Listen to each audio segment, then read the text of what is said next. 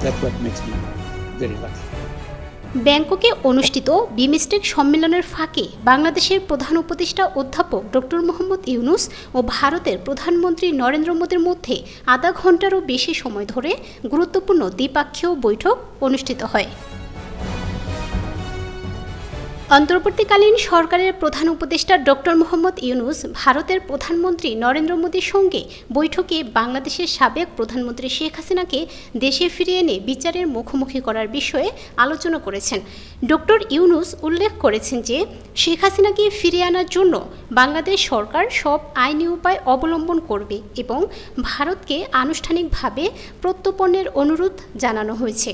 Doctor Yunus আরও বলেন, শেখ হাসিনার বিরুদ্ধে অপরাধের বিপুল পরিমাণ প্রমাণ রয়েছে, যার মধ্যে জাতিসংঘের মানবাধিকার কমিশনের রিপোর্টও অন্তর্ভুক্ত।